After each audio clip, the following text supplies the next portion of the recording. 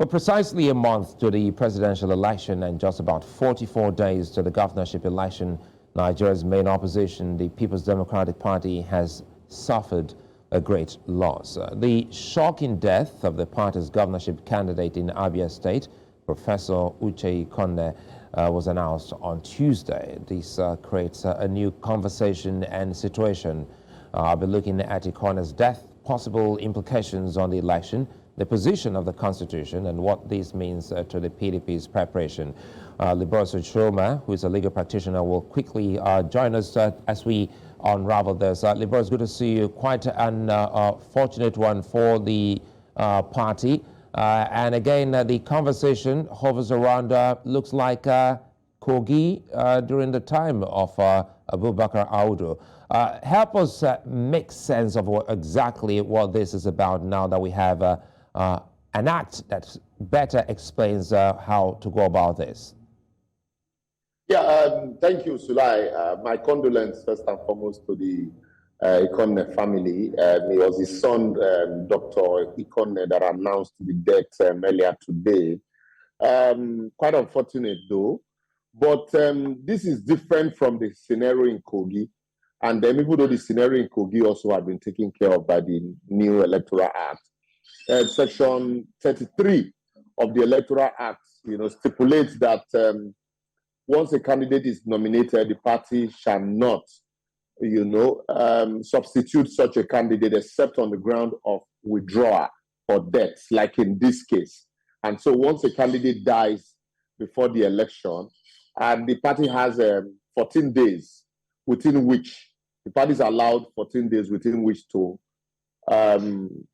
first and foremost inform INEC, and then within 14 days conduct another primaries, and then nominate another candidate for the election.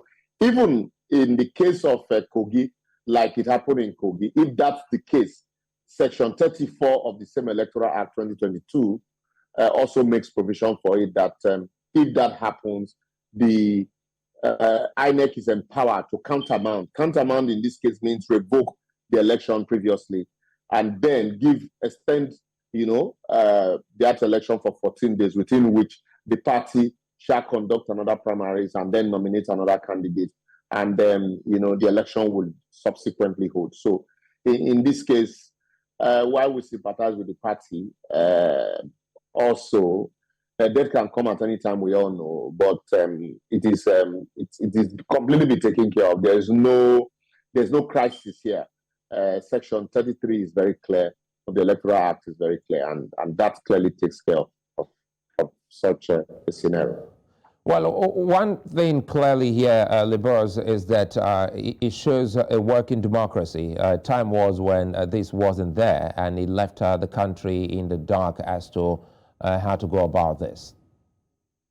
Yeah, they say we learn from the mistakes of the past. So time was, before now, if you remember also, we consistently, as the events unfold, we consistently, updated our laws. If you remember in that 1999, when Atiku Abubakar was subsequently nominated, Boni Haruna, who eventually became the governor, Section 187 of the Constitution at that time did not envisage such a scenario. And so the intendment of the Supreme Court was, the interpretation of the Supreme Court was that since election had been conducted and the winner had emerged, and so it was natural for Boni Haruna to step in as a running mate. So when the case of Abubakar Audu happened, election was ongoing and the winner had not emerged, and then the candidate dies. What happened? So the Supreme Court, in interpreting the same section, said that the deputy governor cannot inherit the vote at that time because election had not been conducted.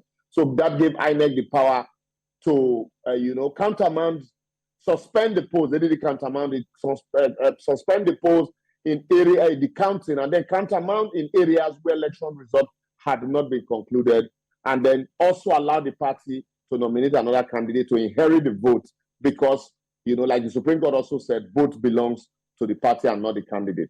So, but in this case, you can say because of the experience of the past, the Electoral Act had made the elaborate provisions, to cover up the field in such scenario. And it's democracy in learning.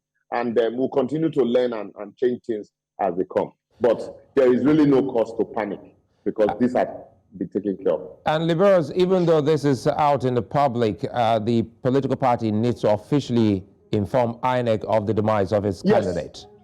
Yes, the political party need to officially inform INEC of the demise of the candidate and then also inform INEC of its intendment to conduct another primary to quickly fill in all of that position. Within all of this must be done within 14 days. Otherwise, at the expiration of 14 days, it means that the political party does not have a candidate.